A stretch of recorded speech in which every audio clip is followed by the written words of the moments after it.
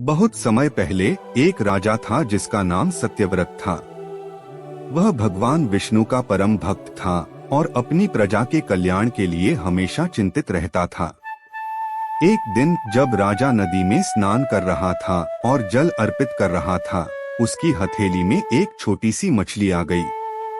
मछली ने राजा से कहा, हे राजन, मुझे इस नदी में बड़े जीव खा सकते हैं, कृपया मेरी रक्षा करें।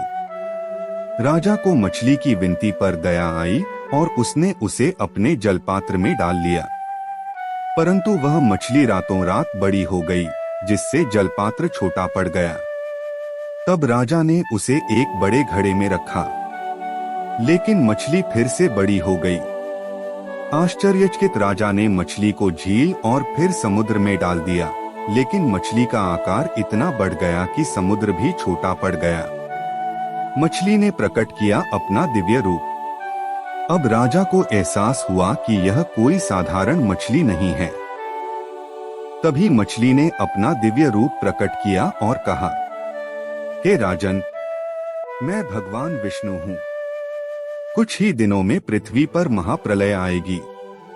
आप एक विशाल नौका, जहाज तैयार करें और उसमें 7 ऋषियों, सभी जीव जंतुओं के जोड़े, बीज और वेदों को लेकर बैठें।